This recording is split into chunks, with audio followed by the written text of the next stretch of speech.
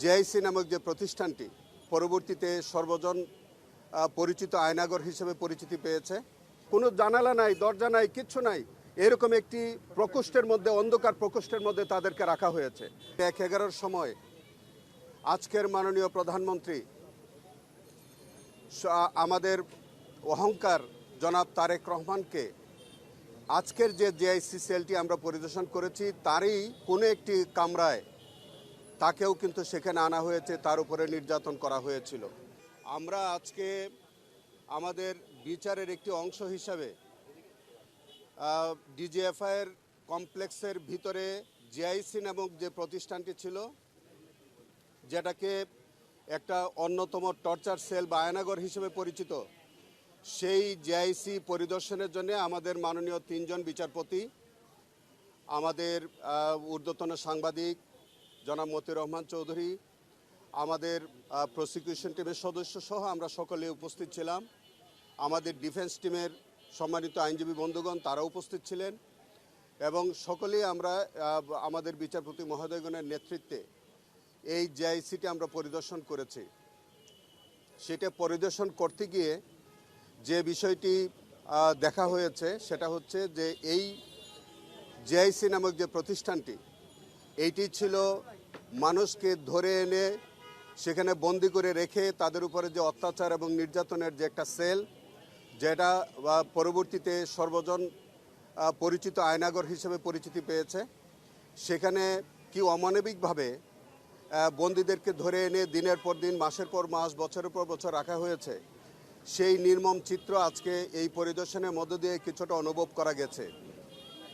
আপনারা জেনে থাকবেন যে আজকে যে জেআইসিটি, এখানে কিন্তু আমাদের ব্রিগেডিয়ার আজমি সহ অনেক বন্দীদেরকে এই জেআইসিতে রাখা হয়েছে, দিনের পর দিন তাদের উপর অত্যাচার নির্যাতন করা হয়েছে।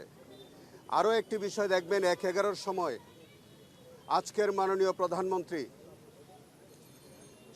আমাদের অহংকার জনাব তারেক রহমানকে আজকের যে জেআইসি সেলটি আমরা পরিদর্শন করেছি তারই কোনো একটি কামরায় তাকেও কিন্তু সেখানে আনা হয়েছে, তার উপরে নির্যাতন করা হয়েছিল।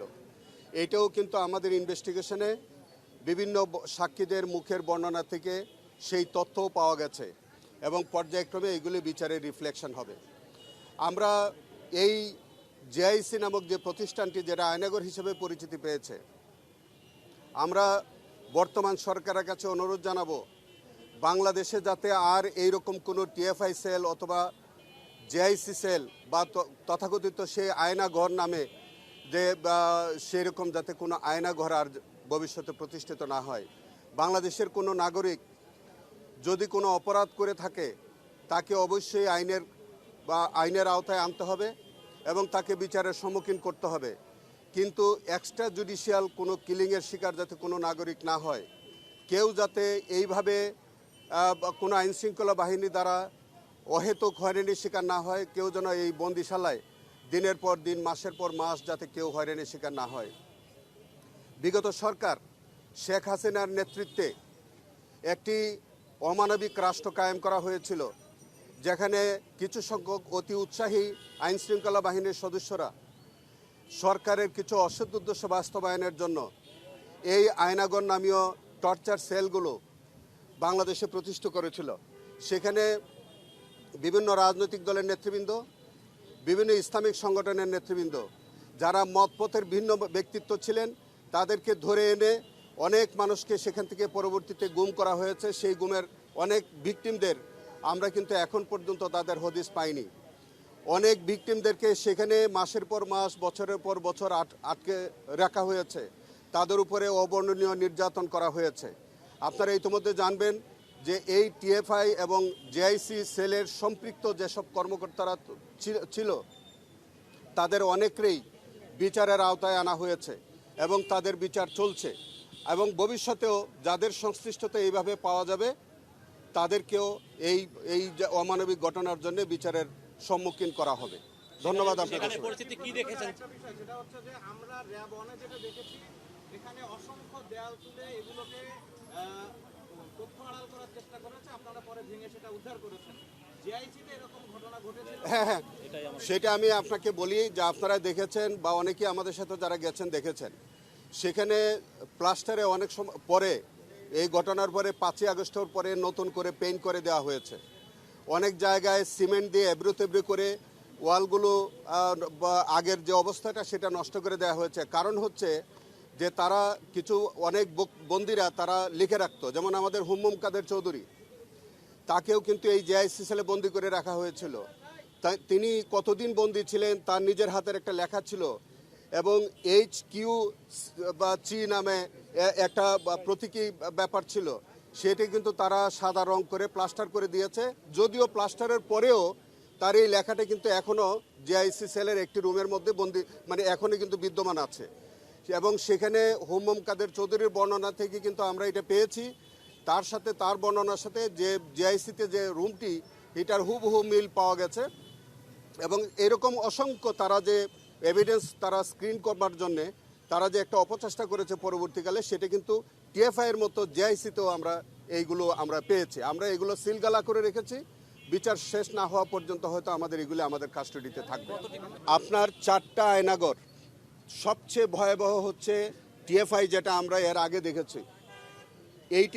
এখানে আমরা মনে হচ্ছে যে শ্রেণীভেদে কিছু কিছু বন্দীদেরকে তারা ক্লাসিফাই করেছে, এবং সেখানে এখানেও অমানবিক, আজকে জেআইসি যেটা এটাও অমানবিক হয়েছে।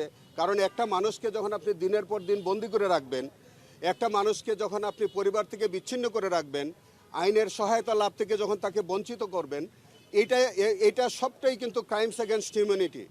অতএব আপনাকে কোন সেলে কিভাবে রাখলো তার চেয়ে বড় কথা হচ্ছে যে আপনি কতদিন রাখলেন, কি প্রক্রিয়া রাখলেন।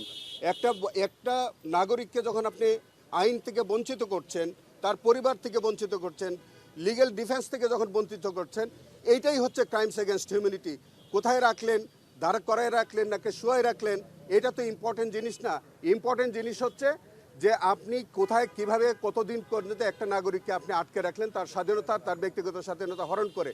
একটা জিনিস আপনাদেরকে বুঝতে হবে, আজকের যে জেআইসিটা আপনি দেখেছেন, সেখানেও কিন্তু দেখবেন যে তাদেরকে যাতে তাদের সাউন্ড প্রুফ থাকে, রুমটা যাতে সাউন্ড প্রুফ থাকে, যাতে তাদের কোনো কান্নার আওয়াজ যাতে বাইরে যেতে না পারে, সেই কারণে তাদের একজস্ট ফ্যান, ভারী একজস্ট ফ্যান, এবং কোনো জানালা নাই, দরজা নাই, কিচ্ছু নাই, এরকম একটি প্রকোষ্ঠের মধ্যে, অন্ধকার প্রকোষ্ঠের মধ্যে তাদেরকে রাখা হয়েছে।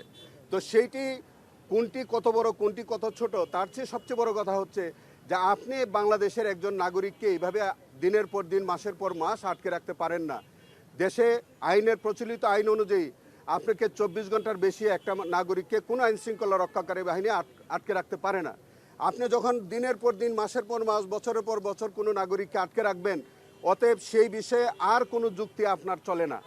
আপনি এই ব্যাখ্যা আপনাকে তৎকালীন সরকার প্রধান শেখ হাসিনা সহ যারা তৎকালীন রাষ্ট্র পরিচালনা করেছে, প্রত্যেক নাগরিককে তাদেরকে এটার জবাব দিতে হবে।